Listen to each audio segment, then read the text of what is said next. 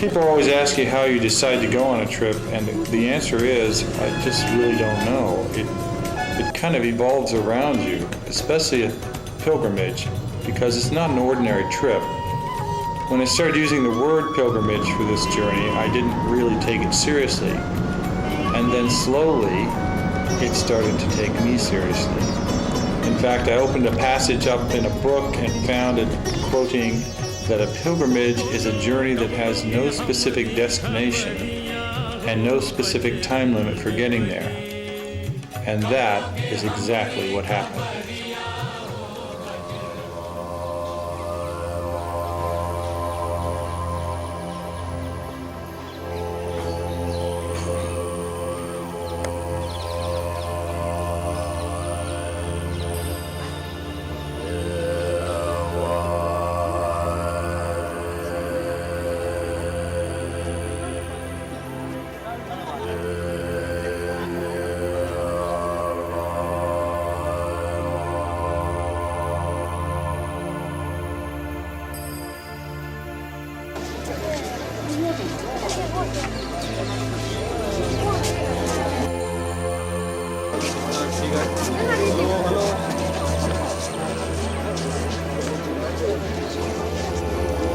Our first stop was the Mahabodhi Temple at Bodh Gaya, the birthplace of Buddhism and also the place where Buddha became enlightened.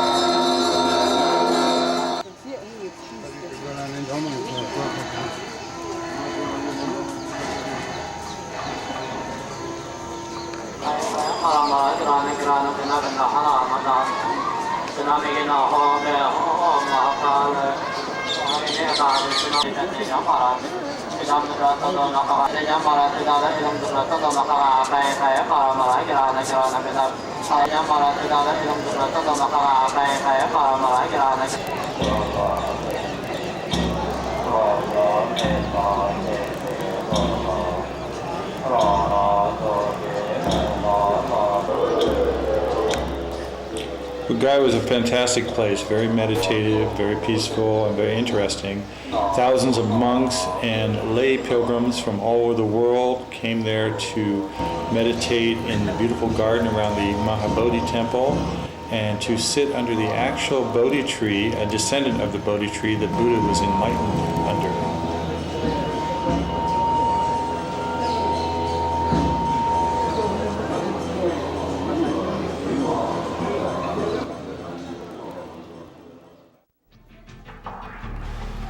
Here's the lotus pond where Buddha would bathe every day, decorated with thousands of beautiful prayer flags.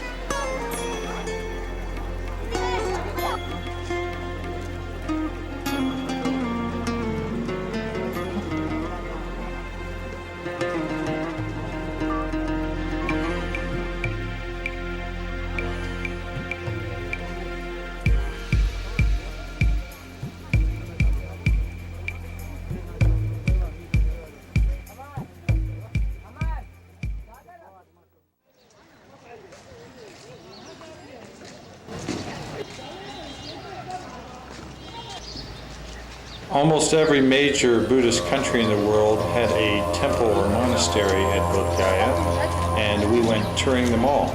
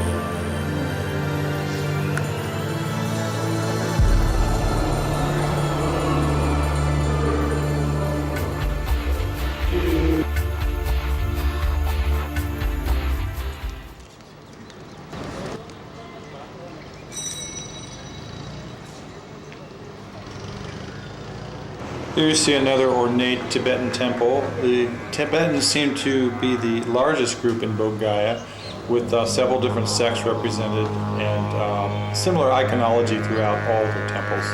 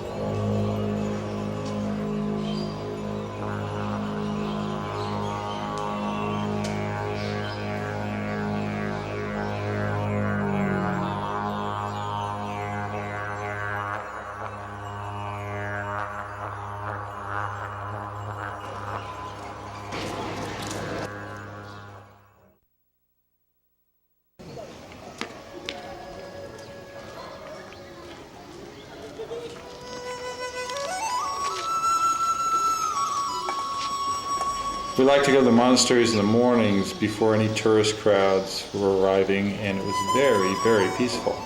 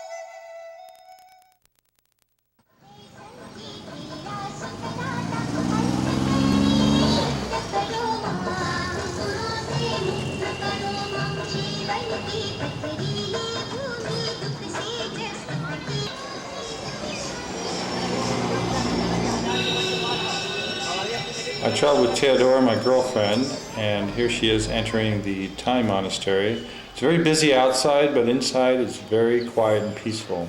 Each monastery pretty much had a very different and unique atmosphere.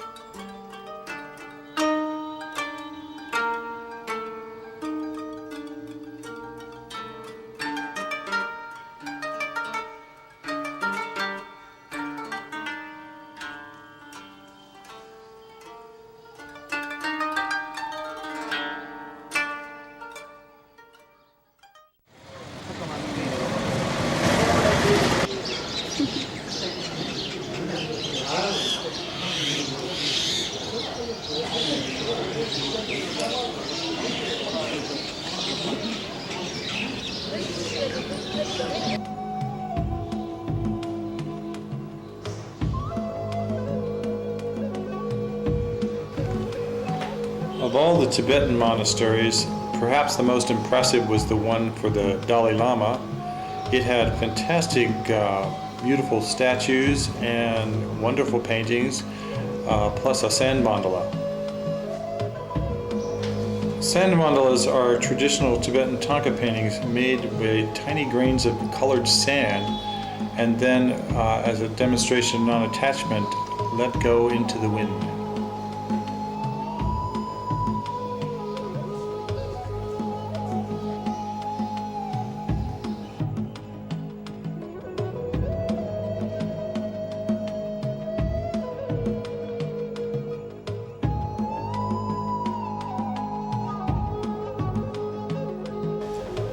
And so after a few days of chanting with the monks and meditating under the Bodhi tree and lighting incense and candles in the temple, we hit the Buddha trail to continue our pilgrimage.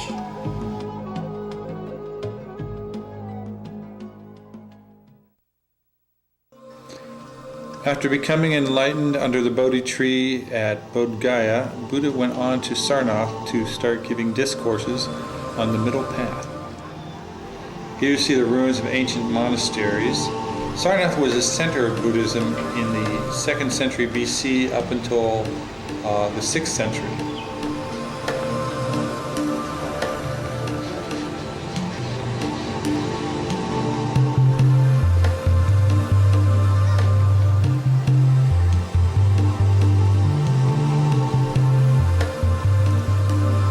In ancient times, Sarnath was known as the Deer Park, and it was inhabited by many Indian spotted deer.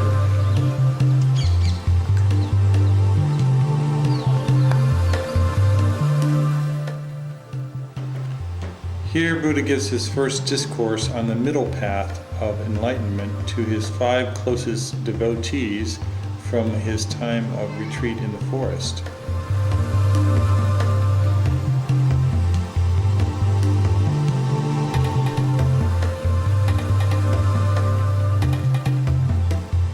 So what about the leaves? They come from the Bodhi tree. Yeah, Cutting from the original one that was placed here in Sarnath. So these are descendants of the Bodhi tree the Buddha was enlightened under. Yes. Wow. This tree right here. Here's yet another beautiful temple created by the Mahabodhi Society in Sarnath. Outside, Theodore is spinning prayer wheels before entering into the inner sanctum.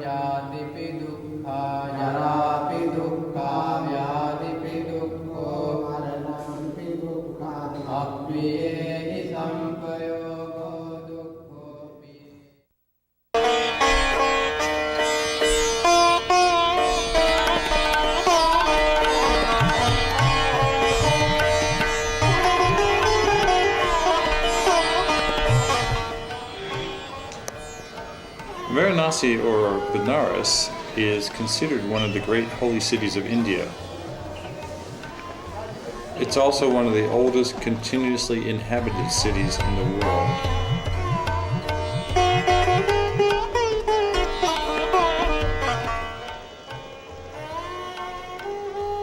You could find anything along the Ganges, and you could find anything in Varanasi. It's like the circus of India's spirituality.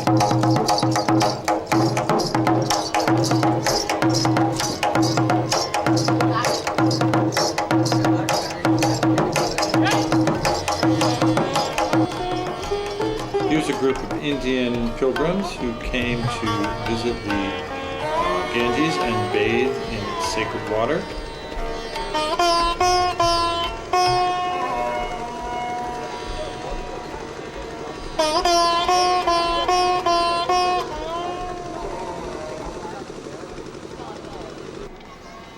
Pilgrims come from all over India to bathe in the sacred water of the Ganges.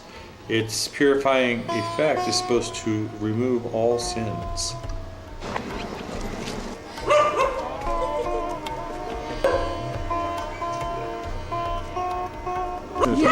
Look at the dog. Where is he?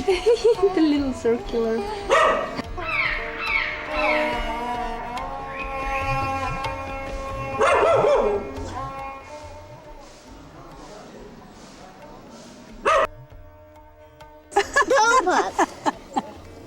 Okay, we got one candle here.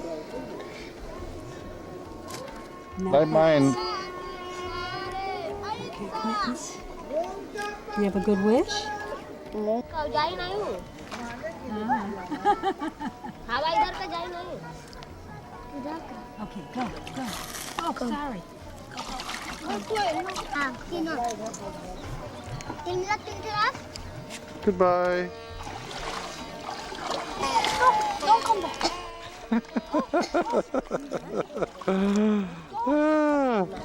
That way.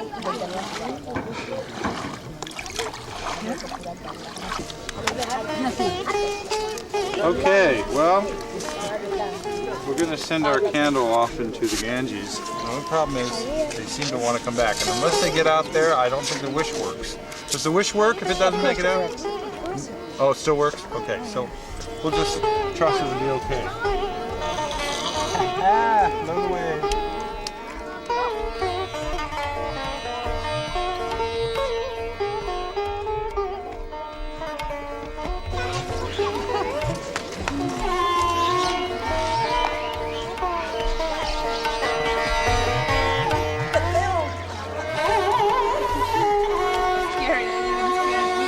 You know you're afraid of the buffaloes, aren't you? Not so much anymore. I'm getting used to them. I'm mostly like afraid of them. Well, it's like that narrow street, and there is like all sorts of cars and people and rickshaws and everything going on, and then there is a buffalo coming after me. Well, there's not very many buffaloes around today, luckily.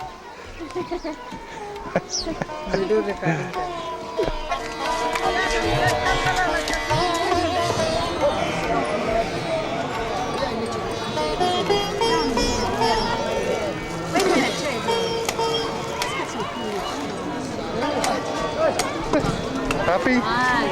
Great. I get my own. India is not a place you can just walk down the street. Every step is an adventure. Every person you meet is a character, and every color you see is exotic.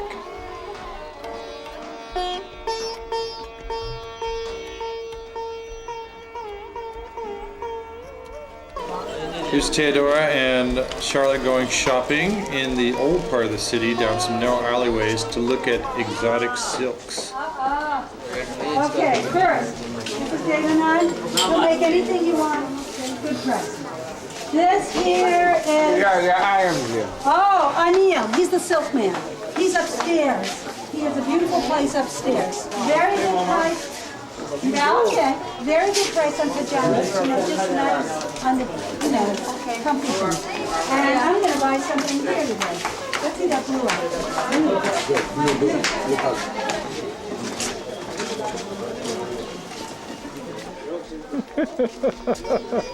I'm going on the wrong side again.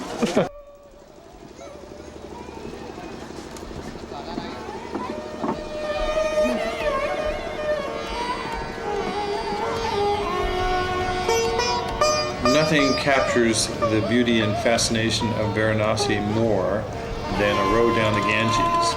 We rode down from Asigat, where we were staying, to the center of the old city.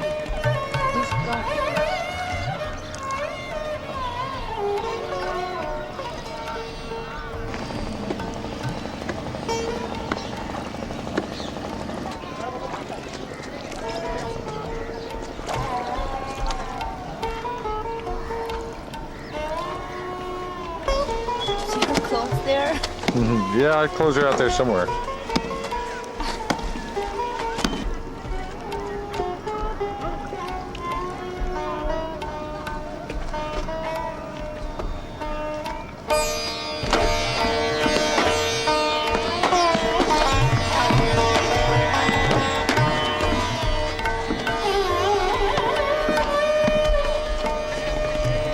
In India, it's very, very auspicious to have your ashes scattered in the Ganges, and the number one spot for doing that is Varanasi.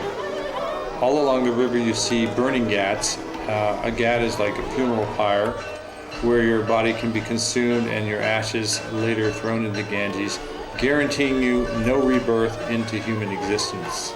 Along the Ganges there are many ancient palaces built by the former Maharajas, and we visited a few.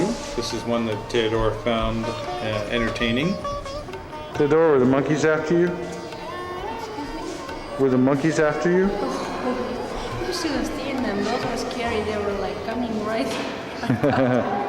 How did you escape? I had to go up this astronomical. What is this? Like, Observatory. yeah, but one. Stairway. Yeah.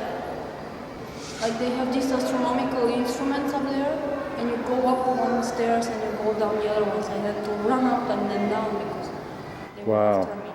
Good job. Congratulations.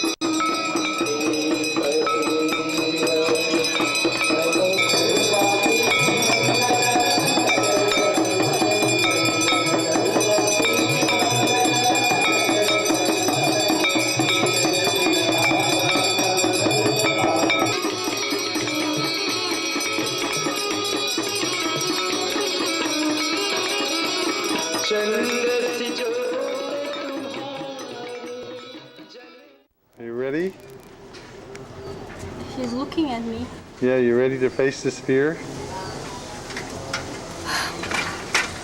I guess I have no other way.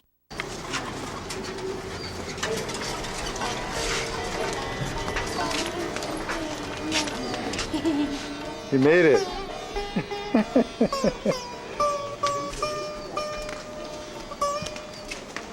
He's looking at me still. Buffalo's just like you. I swear he's looking at me. Like he turned his head. Yeah, they're not as dumb as they say they are. Theodore enjoys a nice breakfast. What'd you order this morning? Omelette. Omelette. Yes.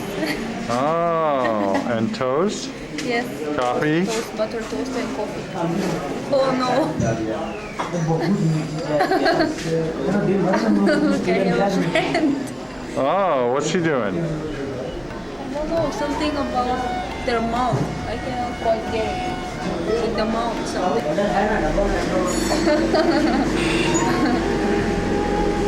Cute though, aren't they? Yeah.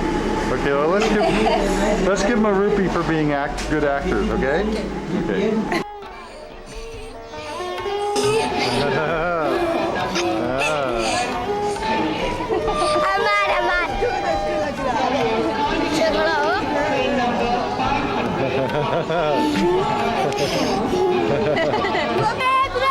Blah blah blah.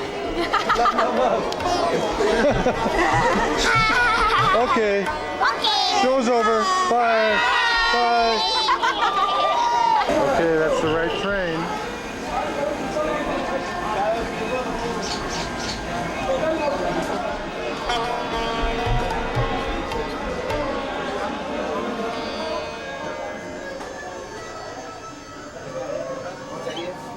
Hello. Hello. How are you enjoying the train? I just just got in and it's still okay. How's the view? It's the view? Nice. Yeah. Yeah.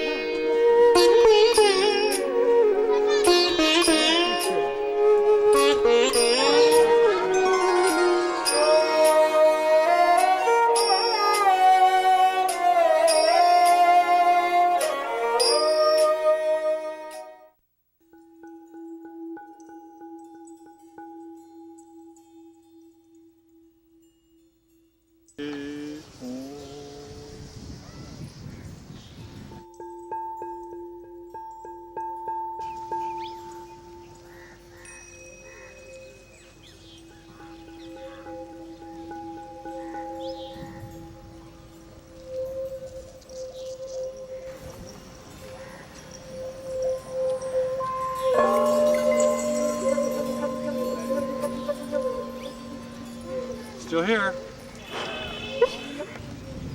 Finally, we're in a nice place in India. What's the name?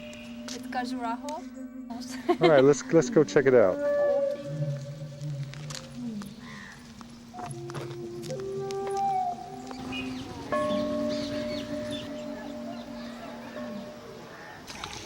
Theodore mentioned earlier that we're at Khajuraho. Khajuraho is famous for being the erotic temples of India, built around the 10th century.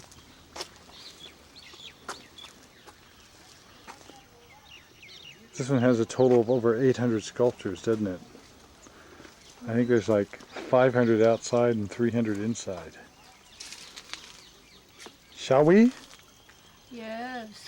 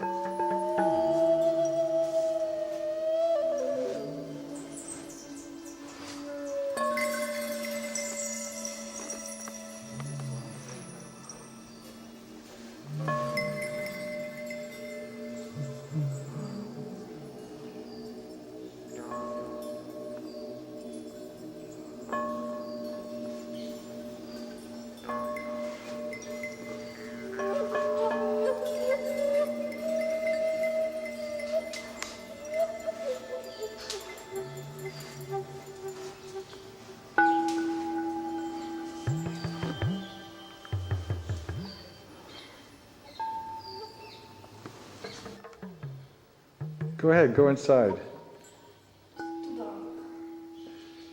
Take your flashlight. I want to see if also why there is nothing inside. Yeah, it's empty inside. It's true, no sculptures, no nothing inside.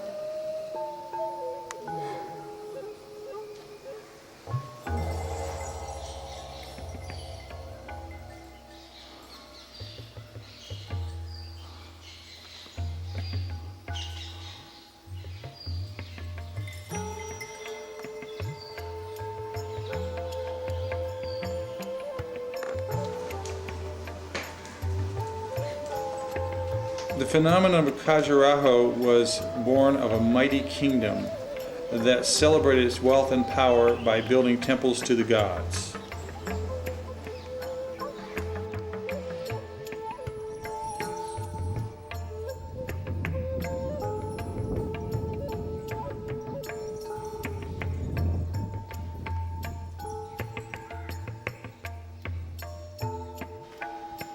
It would have been an incredible feat just to create one of these temples, yet in Khajuraho there were very, very many.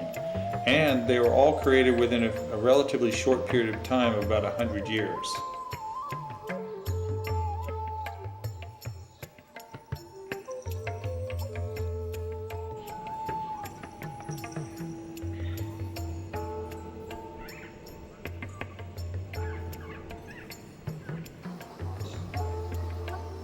But the temples were not just erotic. You can see here a line of elephants and different scenes from village life. So they depicted pretty much everything going on in their culture at that time.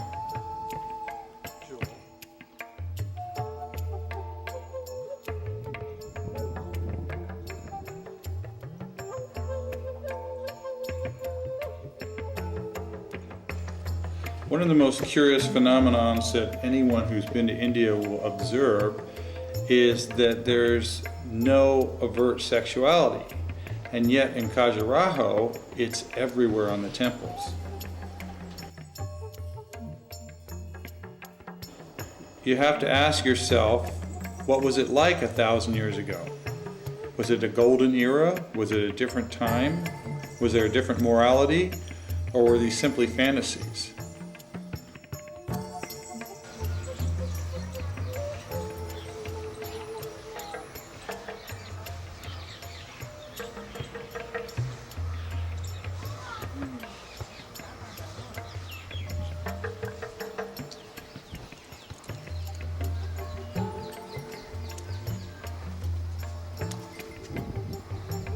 Okay, walking to the next temple. Meanwhile, we happen to notice up in this tree, there are a bunch of parrots, or very large parakeets.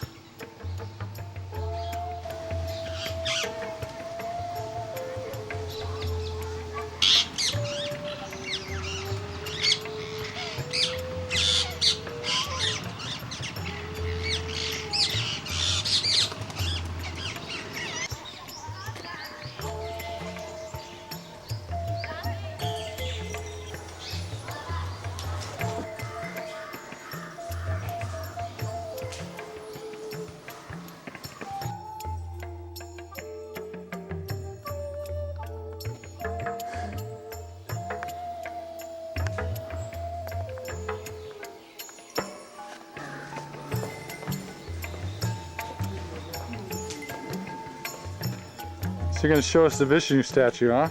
Yes. So here's Vishnu. How many faces? 11. 11 faces. You have to look on the side.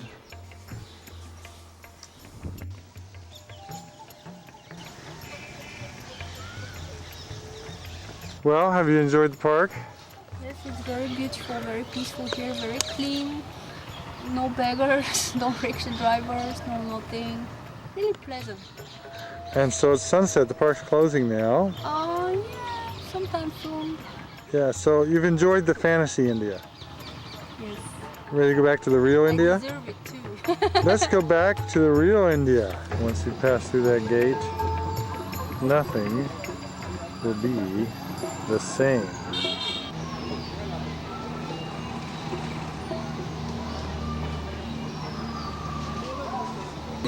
Show me how it works. Let's see here. What's he doing? This. Oh my God. Two. And this three. Look. Look. Oh my God. That's very bad. Yeah, this is meant for this. Funny. Very funny. Yeah. A souvenir, huh? Yeah, souvenir Khajuraho. Yeah, it's a good one. Very nice. And if you want, this is? Hey, if you want An iron to make my clothes? Yes, yes. Yeah. It's a small travel size. That's good. Yeah. Theodora, you're not looking at the souvenirs. I've seen these many times. You've seen these many times? Interested. Oh, you're not you want. Go see the temples. Yeah, my wife says no. Sorry. This is very cheap. I give you this one. The iron Yes. to make you think my clothes are bad? You want Kama Sutra? Kama Sutra? Kama Sutra. What's this about? It's a little book, huh? It's a nice book. Yes. Oh my God. Oh my God. Look at this. You're too young to see this. Very funny. You don't look. You're too young. Hello, sir. You want this? Oh, it's beautiful. Very nice. You want An this? iron? Now show my wife. She's doing the ironing. Theodora, he's got a good deal on an iron here. Look at this. You want? Oh, you want to go in the temple? Yeah. Okay. Okay. Shoes are off. And what?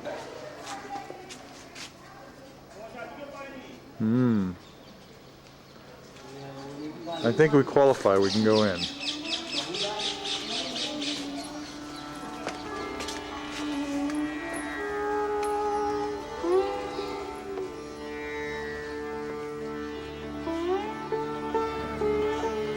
This is a Jain temple.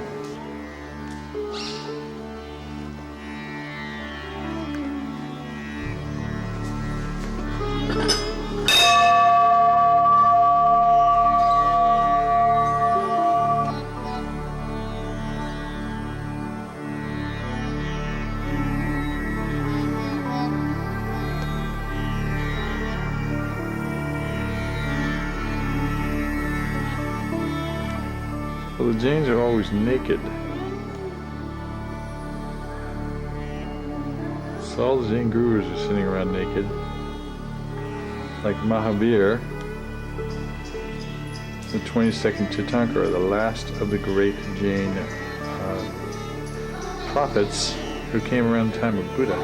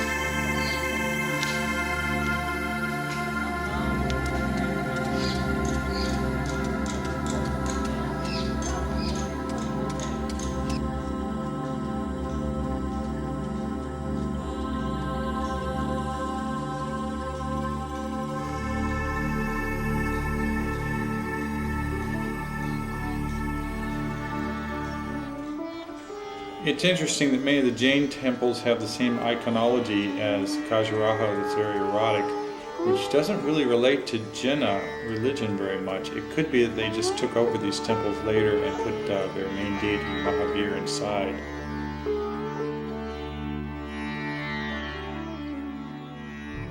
Here are a couple of the more famous sculptures, a woman putting on eyeliner, another woman removing a thorn from her foot.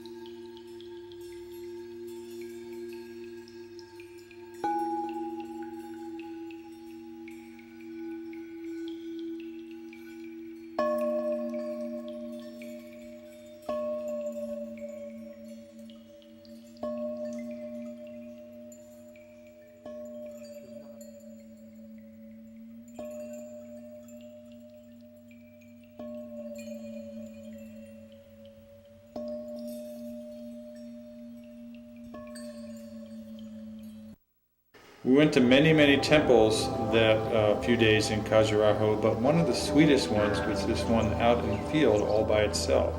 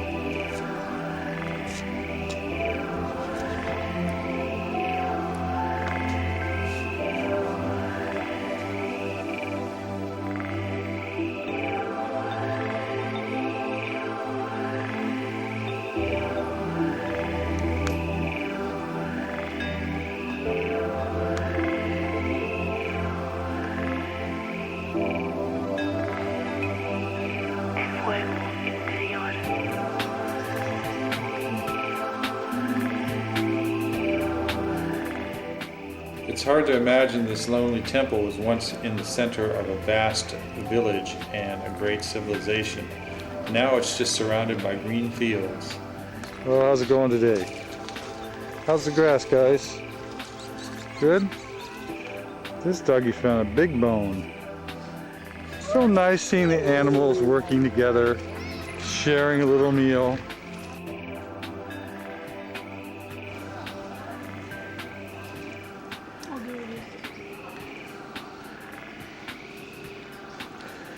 Did you find a good place to stay near the Taj Mahal?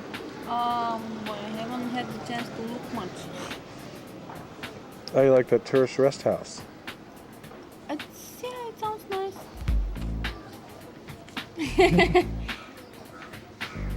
We'll see.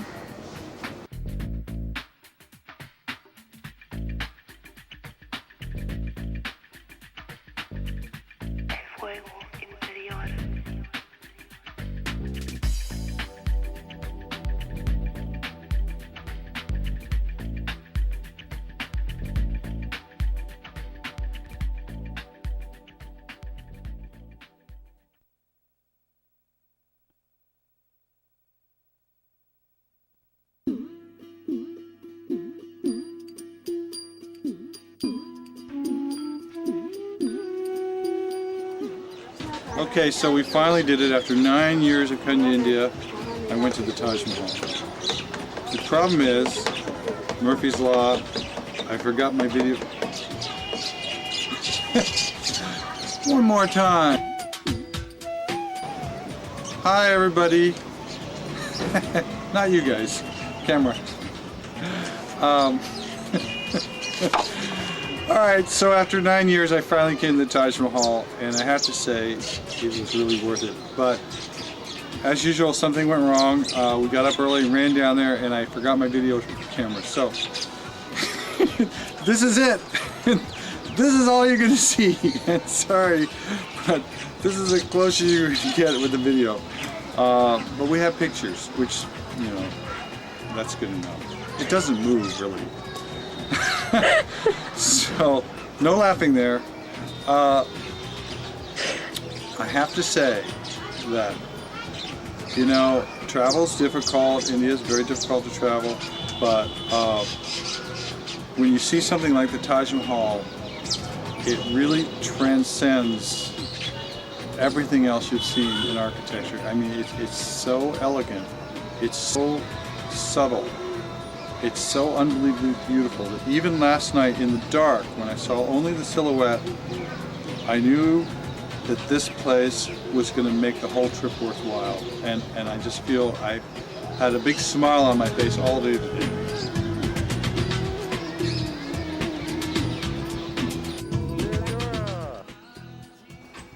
So, tell us what happened. What are you doing down here by the river? I got to walk beside the wall of Taj Mahal. Yeah, was that nice? Yeah, we saw some nice gardens. And so because somebody this morning forgot our video camera, now we are forced to like sneak out in the back way. The back way? To sort of like see a little bit of the Taj Mahal. Oh, and how did we get back here? Well, we met these nice people. These nice people? Yes. Like what people? They are running the Yamuna River Department view of the Taj Mahal. Right. And they offered to take us here. How generous. Yeah, for 100 rupees only. Yeah. Well, okay, let's see what we get for 100 rupees. Ah, there it is. He just pulled interview. He's no. Yeah. Yeah. Ladies and gentlemen, we are closer. That's for sure. Although the angle is a little difficult. You'll go to a temple, there's more different angles. And they said you couldn't see the Taj Mahal for 100 rupees.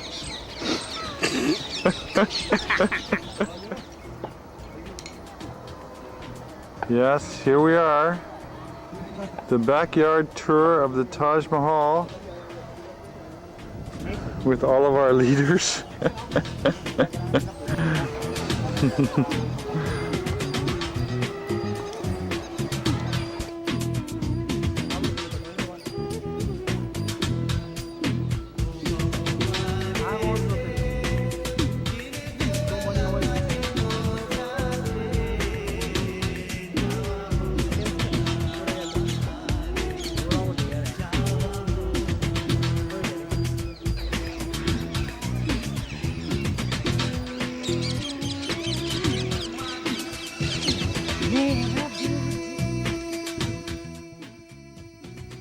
We thought we wouldn't be able to do it, but we found our discount tour guide, and voila, the Taj Mahal right behind me as I stand outside the gates and enjoy the view.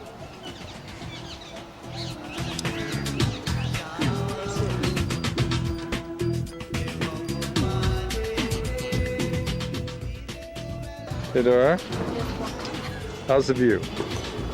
Oh, lovely. Yeah, which head do you like better? Whenever you see a view like that.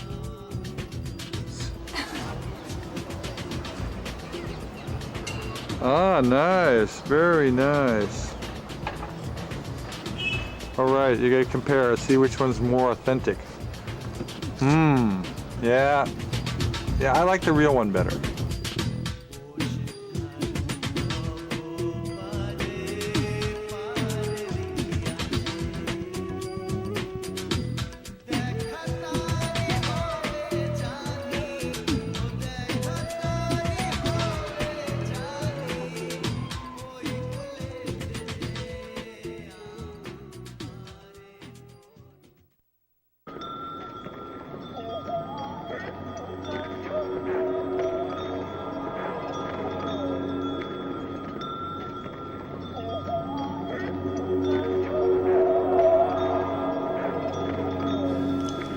In the 2nd century BC, when Ajanta Monastery was started, Buddhism was flourishing throughout India. Over the next few centuries, the monastery thrived. In that time, monks were able to carve 27 temples by hand out of the solid rock cliff.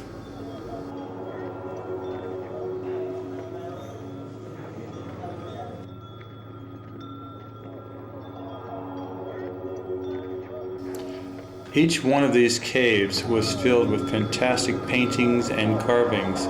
It's really impossible to imagine how beautiful this monastery is, or how sacred it would have been after 900 years of meditation.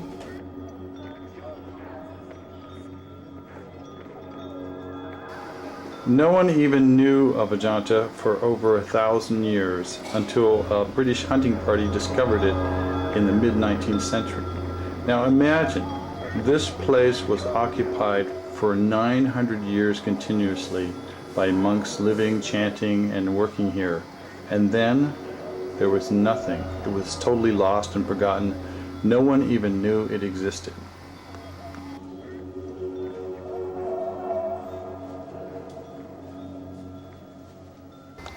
You cannot imagine the feeling of wandering around this magnificent cave with all the beautiful carvings. In the center of this one was a large stupa. A stupa is a round domed monument with a little peak on top. Originally, the Buddha said not to worship images of him, so they only used stupas in the temples. This one was in the mid-period when the Buddha's image began to be prevalent and the stupas started to fade from view. So it's got a combination stupa and Buddha in the center.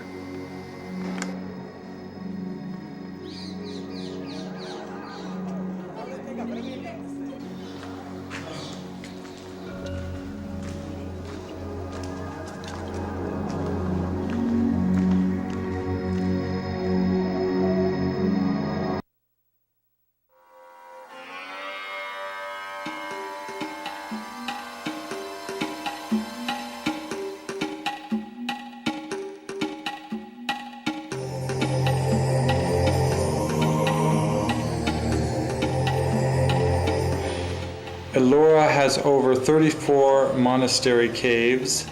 It was created originally by the Buddhists, and then as Buddhism went into decline, the Hindus and Jains also built temples.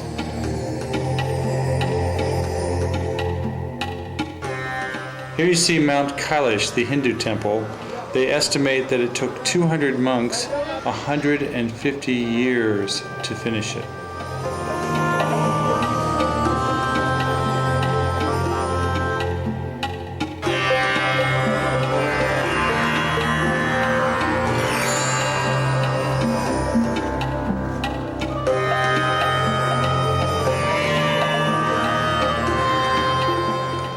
In Ellora, you can see the changing times.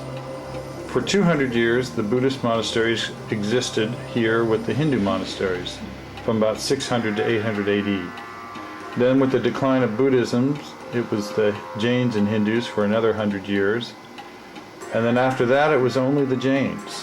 They lasted till about 1000 AD. Then the monasteries were abandoned. For over a millennia now, all of the sacred statues and royal halls have been emptied. It kind of makes me wonder what monuments will be left by our culture to see in 1,000 years. Will our great cities be abandoned? And who will be looking to see what we left behind? And what will they think about us?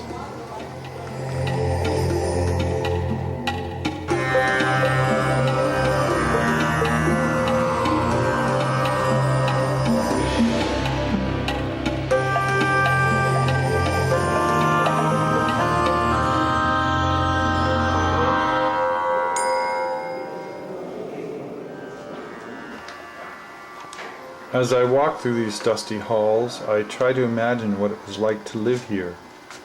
These were great spiritual centers of learning. Tens of thousands of monks were living here, meditating, chanting, and studying the scriptures for centuries. It must have been a golden era.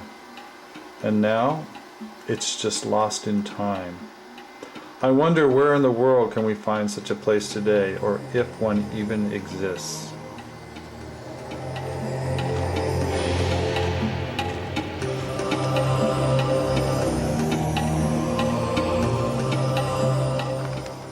The other interesting thing about these monasteries is because they were carved out of solid rock, the proportions had to be perfect the first time. There was no room for error. It all had to be calculated mathematically with such precision that every room would work out to have symmetry and every space would be well balanced. This is something you could not imagine doing if you were a builder today.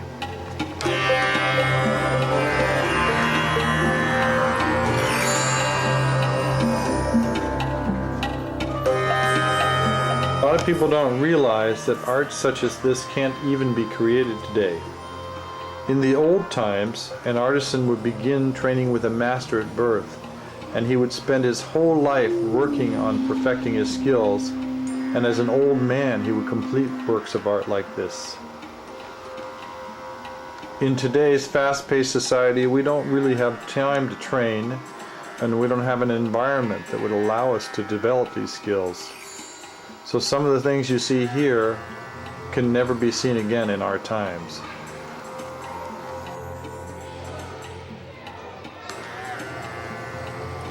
Wandering around these ruins now, we see only cold stone statues where once a great religion was alive.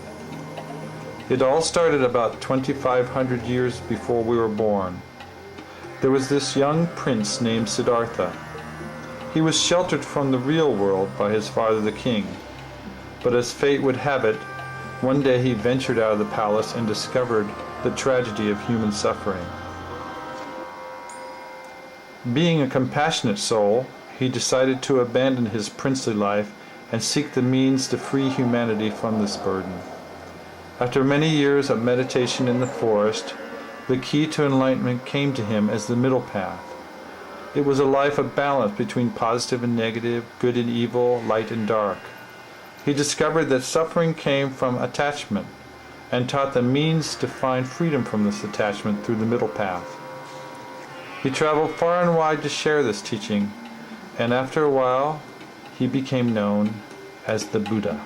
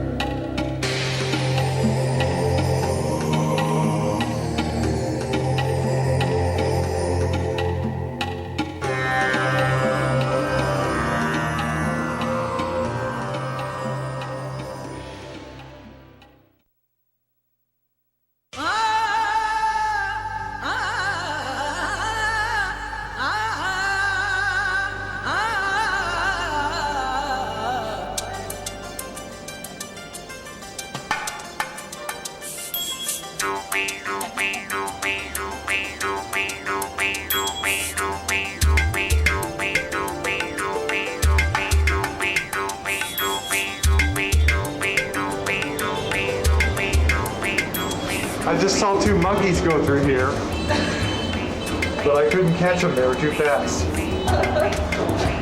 There you go. Let's go catch him.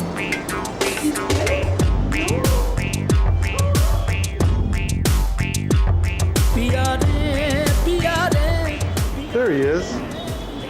Oops. He committed suicide. He jumped.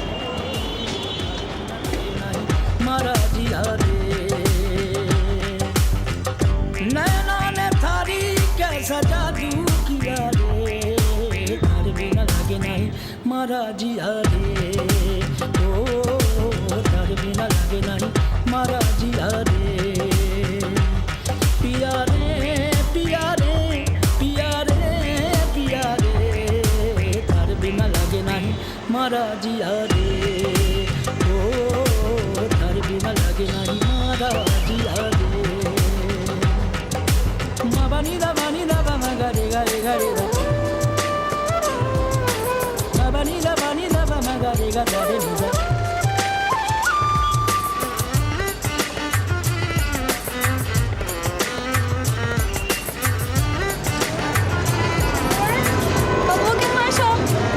What do you have in your shop? Shoes. Shoes.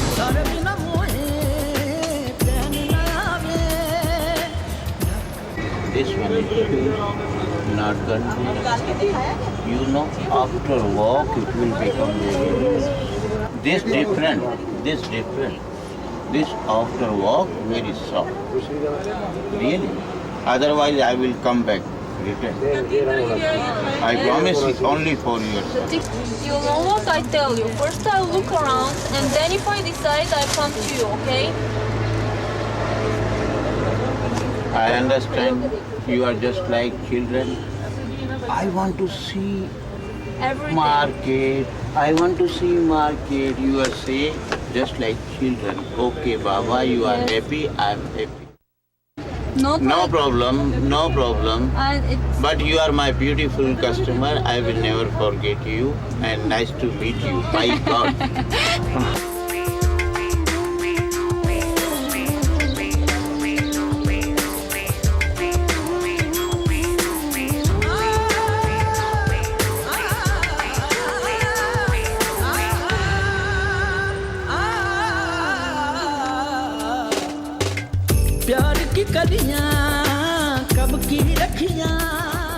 How's lunch?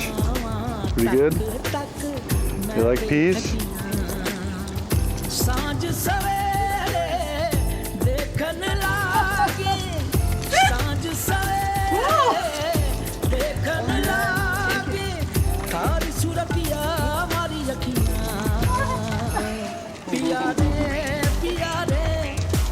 One piece.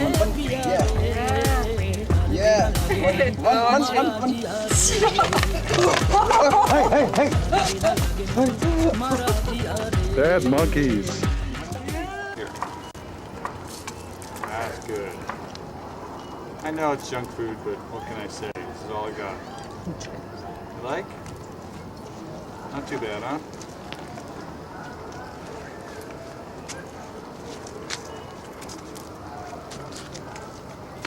Little monkey hands. Here you go. A little bit more. All right, don't be greedy. Come on. Take your time. Eat slowly. Chew. Chew properly. Okay? Well, I think that's enough for today.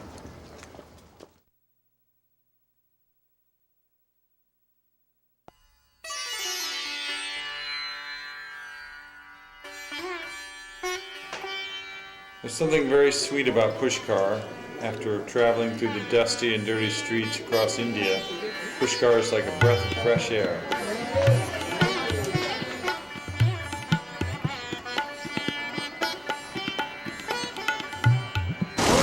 God, you see all those birds?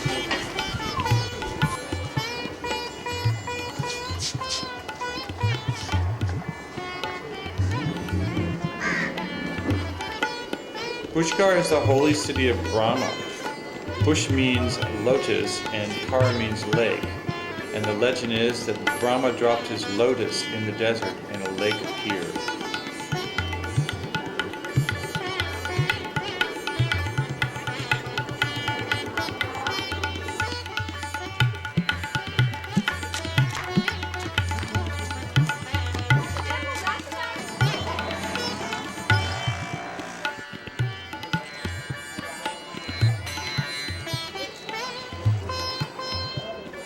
Pushkar is very colorful with lots of monkeys and animals walking around, and also very, very interesting shopping to do.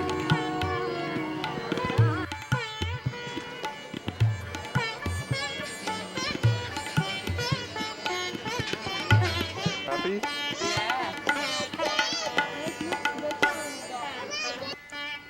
Beggars are a common sight in India, especially in holy cities like Pushkar.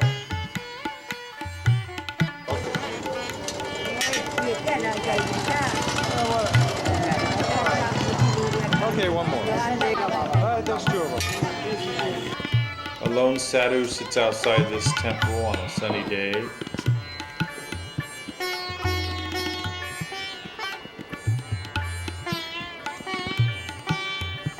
There are many great temples in Pushkar. This one's a 160-year-old temple combining styles of Rajasthan and southern India.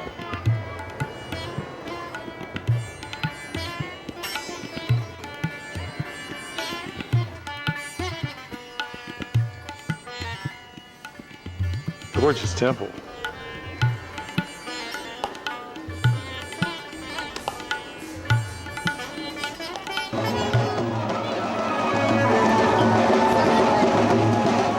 Nothing is more exciting than an Indian wedding when the streets fill up with crowds of dancing, yelling, screaming people and very loud bands, and of course the groom on his white horse.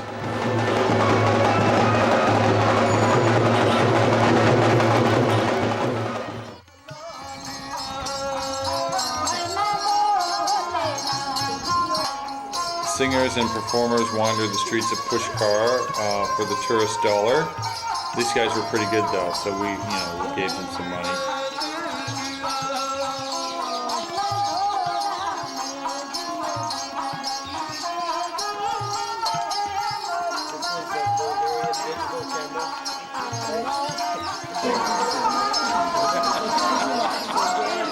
How is it, guys? Good? Very nice, Steve. Very nice, Steve. Okay. You can't go to India without at least seeing one snake charmer, and probably many.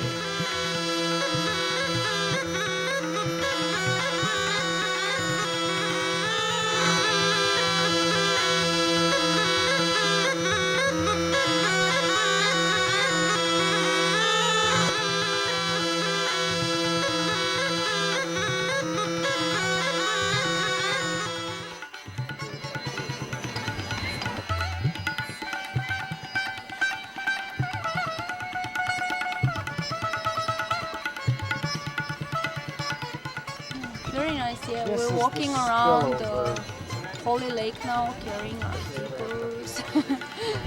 Oh, look at those feet. Let me see your hands.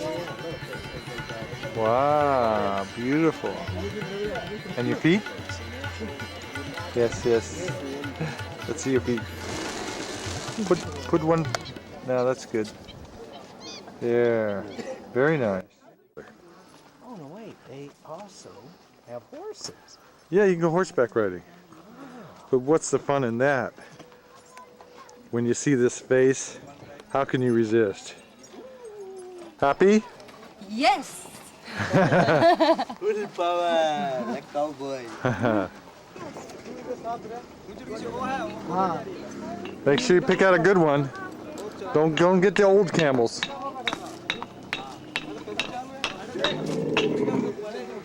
Uh-oh, this one's got indigestion.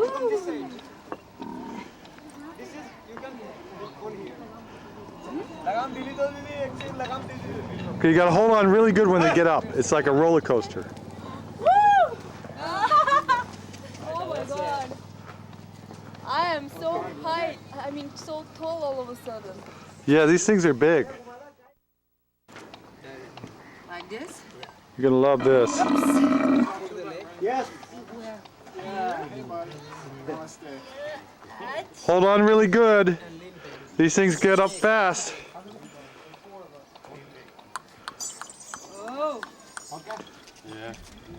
Oh, you can't get up. Whoa! See, isn't this great? Isn't this worth it? I don't know yet. Well, I'll ask you when you get back. It's bigger than any horse I've ever been on. Yeah, they're big. They're tall. I guess I moved my feet. Okay. Leaving? Yes. Well, You also like? have a nice walk. You also? Come. Not today. You can't come. Hey, they said you could walk with us. We're not going to do that.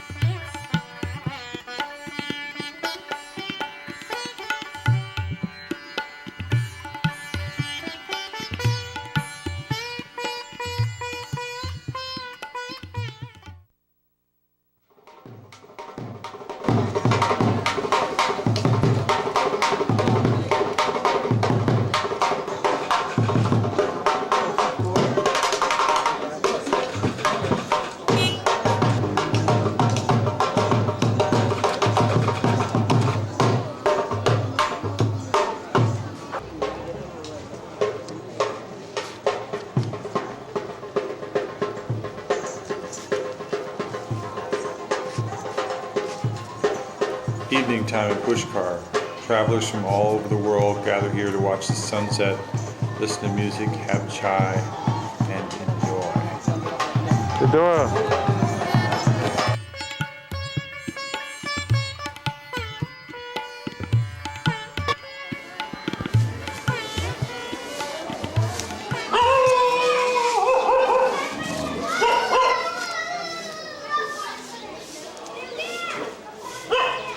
What is it about the pigs that you like so much? They seem to be the happiest animals in India. Yeah? Why is that? Because like 90% of India is, how do you call that thing? Garbage? Garbage, yeah, but the specific word for where the pigs live. Pigsty. Yeah. Kochina. Kochina. Yes. It's a pigsty, huh?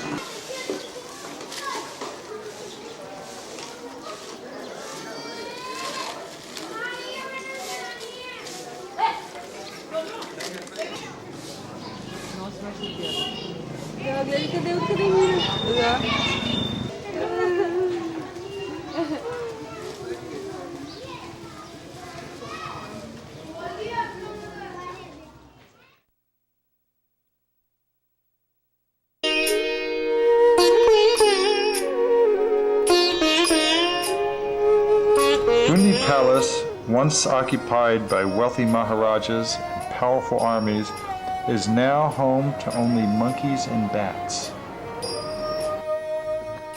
This once great kingdom fell into ruin only because of the former Maharaja's greed. You see, hidden somewhere inside the palace is a treasure chamber full of vast wealth, only nobody can find it. The reason is that the only one who ever knew where to find it was the royal treasure keeper. In Rajasthan, a kingdom's treasure was hidden even from the Maharaja by the royal treasure keeper. His job was to keep the money safe and give it only in times of need for the kingdom. The problem occurred some 100 years earlier when the former Maharaja wanted to have the treasure all for himself. He took the royal treasure keeper, held a sword to his neck, and said, "You tell me or I'll cut off your head." Well, as it turned out, the treasure keeper lost his head and the Maharaja lost his fortune.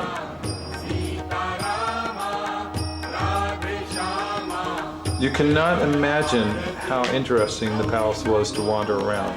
For one thing, we had it all to ourselves, and for another, there was no end to the hallways and little rooms and balconies and secret places everywhere.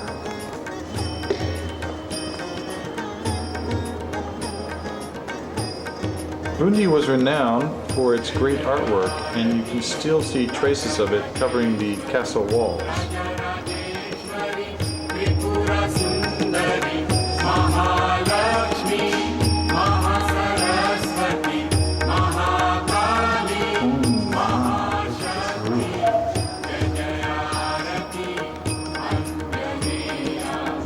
better preserved than the others.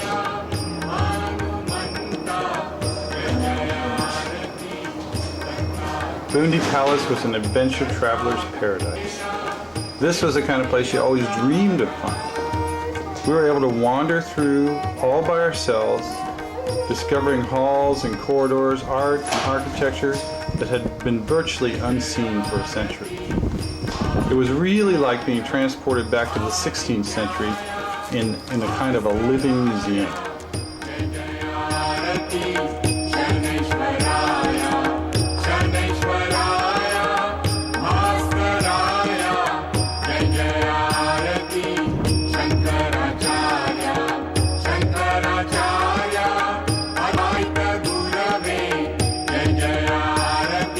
We snuck around barriers to see all the private areas of the palace where we weren't supposed to be, but there was one small area of the palace that had been restored.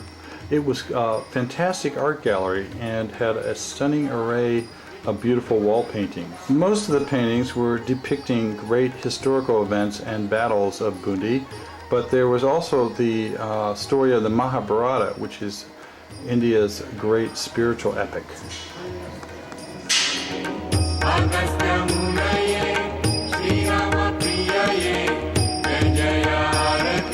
Behind the gallery was a grassy path that wound up to the fortress above. Originally guarded by soldiers and heavily fortified, now it is watched over only by monkeys. High above the palace, on top of the hill, were the ruins of a once mighty 16th century fortress.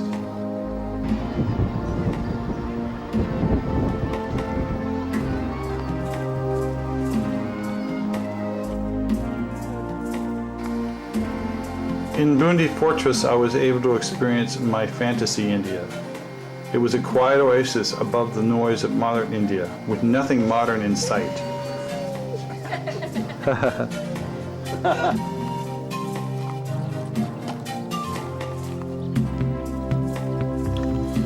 On the edge of the fortress was a little temple with a Shiva lingam inside. You see Shiva lingas everywhere in India. It's kind of like a phallic symbol of their head god Shiva.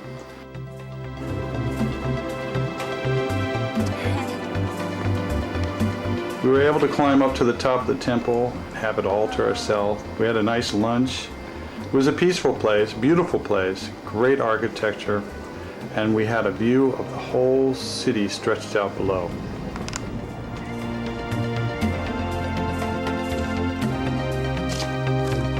As we walked through the ancient crumbling gateways down the cobblestone road, I had to wonder how many travelers had been on this road in the past 4 centuries. Could any of them have imagined how it would look today? Totally empty, quiet, alone, and ancient. Bye. As a traveler, I'm always hoping to have some kind of authentic experience of a culture. But with global tourism, it's harder and harder to find a place that's still undiscovered. To me, Bundi was such a find. They say there's a treasure buried under the Maharaja's palace. But for me, the treasure was Bundi itself.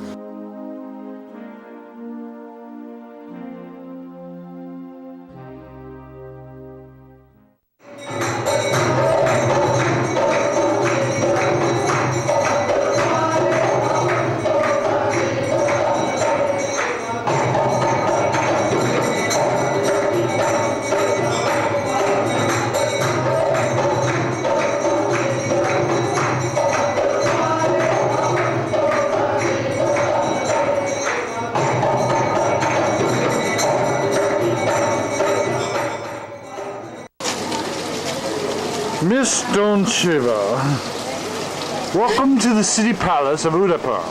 Thank you. Tell us, you've been in India 30 days now. What are your impressions? This place is incredibly clean. I'm not sure if it's still India. If it wasn't for the nice typical Rajasthani architecture, I would be like having serious doubts. Have I changed the country in my sleep or something? What has happened? We have come to a major tourist place. Oh no! We didn't realize it's going to be like this because our last information was from 10 years ago. But times have changed.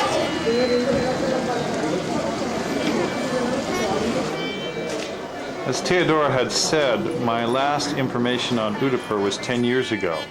And that's when I went to Udaipur before the tourists had arrived. In those days, Udaipur kind of looked like Bundi, with the exception that the city palace was in good condition. Who's that back there?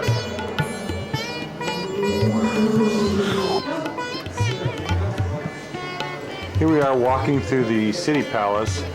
You gotta marvel at the Mughal architecture. This is truly a palace, and they had an interesting use of, they loved stained glass and colored lights, and so it was really a playful, free, enjoyable place to spend time in. It's funny because I'd been here 10 years before, and the only thing I remembered was the colored glass. And you see a lot of it. But that's I didn't really remember the palace hardly at all, just colored glass.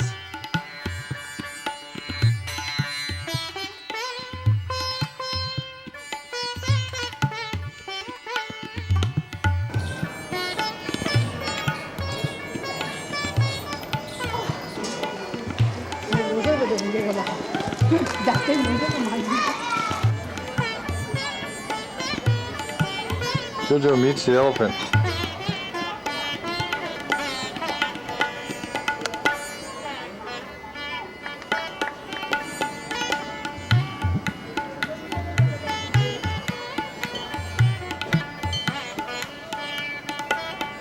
How are the elephants?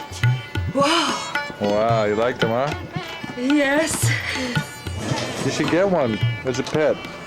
As a pet? Yeah, do you have a big apartment? Ooh.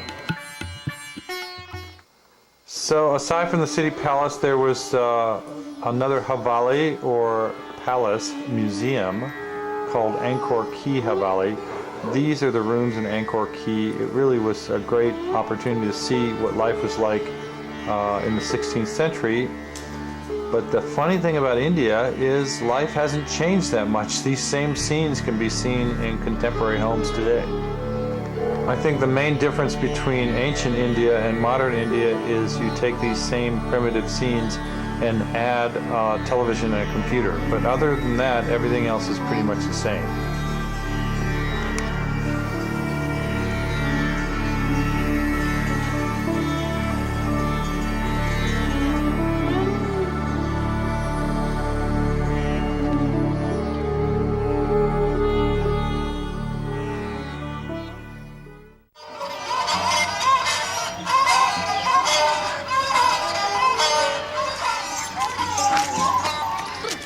In this beautiful garden, the only thing you had to be really careful of were people wanting to play music. I finally did what I always wanted to do. I just simply tried to run and hide from the street musician.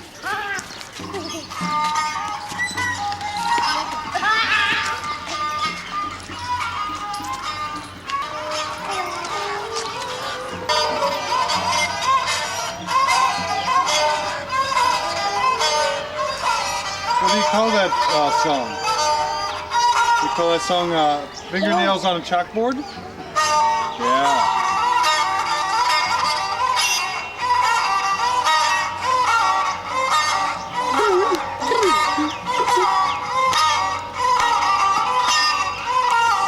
Don't quit your day job.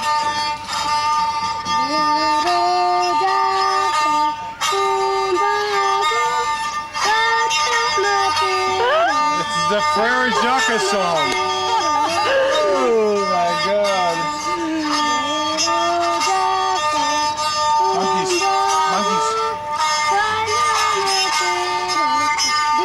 Ding dong. Children are infectious, and it turned out me and the little turban boy became good friends and hung out for the rest of the day. He had many other talents rather than just singing and playing his musical instrument. He also could wiggle his tooth.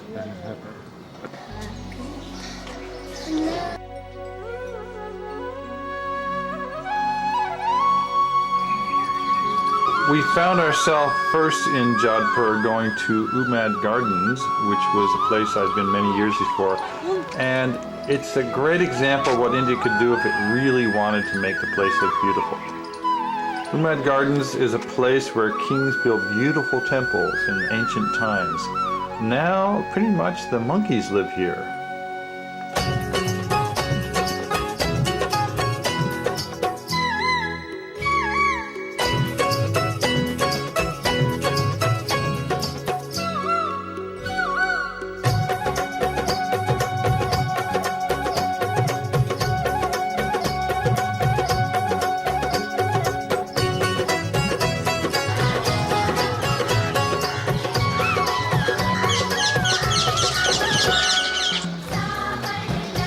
You never know what to expect in India, and as we're going along the nice quiet sculptures, we came across this idol of Mahavir, the Jain god, with his scary eyeballs.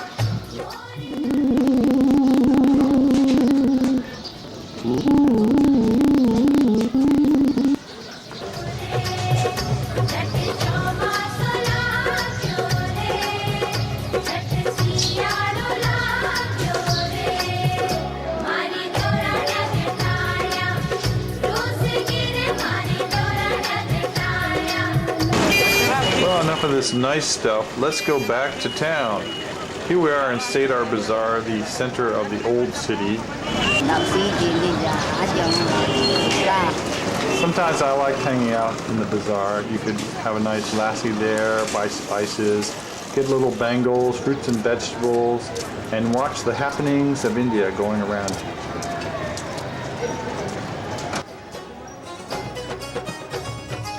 One of my favorite places to go was the Maharaja's Palace in Jodhpur. Walking around the gardens and back in the Maharaja's Palace, I can almost say that I loved India. It was so beautiful at sunset, and yet there were so many experiences that had made me hate India. It was really a toss-up. Any traveler would tell you that. But at least I have this video to chronicle my experiences. In the future, we'll see. So goodbye, India. Maybe we'll meet again someday.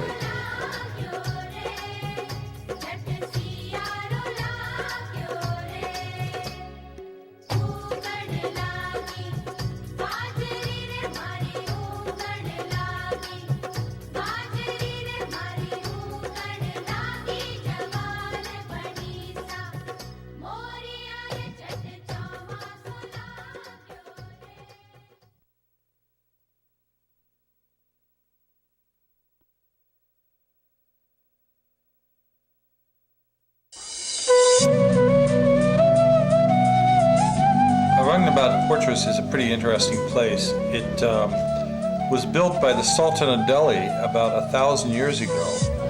The Sultan, who was not really known for his mental competence, had a dream and decided to march the entire population of Delhi to southern India and create a fortress in the middle of the desert plain on top of a rock.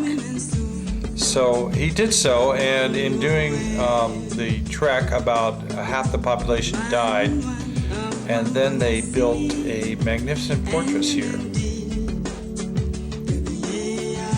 Well, moody guy that he was, the Sultan decided after about 10 years to move back to Delhi, once again marching the entire population and losing again half of them on the journey, only to abandon the fortress, and it's been here ever since.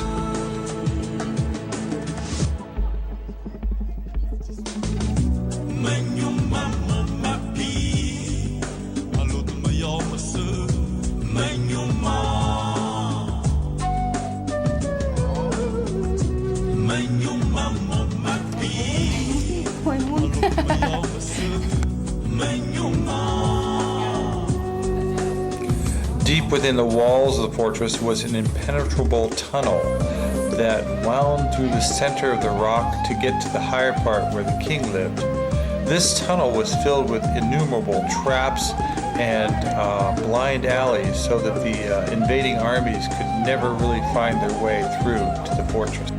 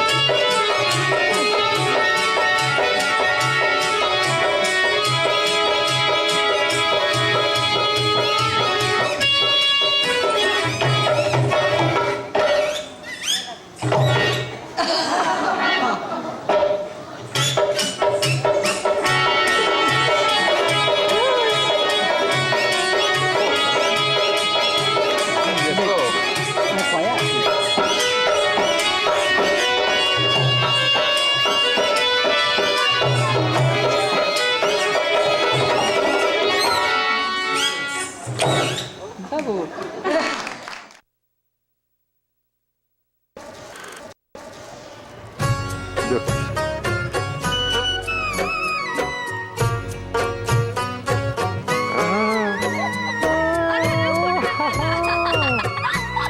Yes, it's you. Huh? You like?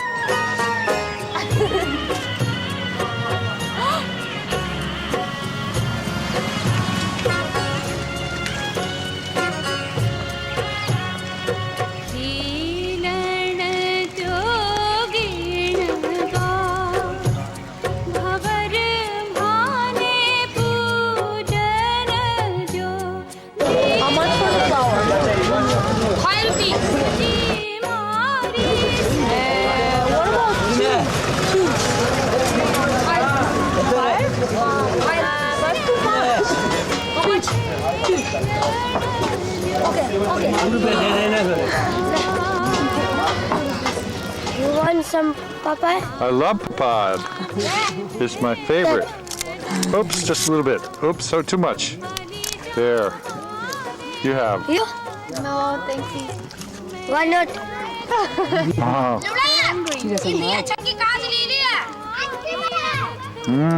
Papaya is the best in India. Thank you. Thank you.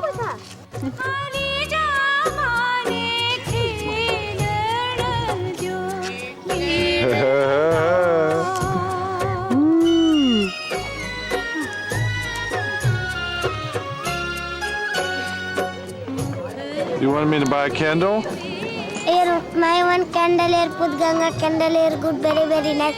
India, so much flower. Ah. What's this about no mother, no father? I missed that.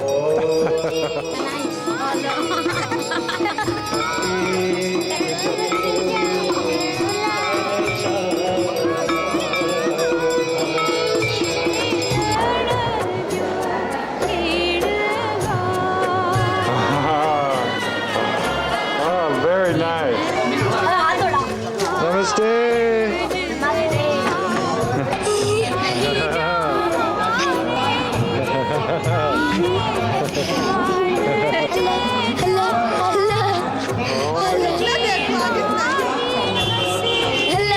Hello.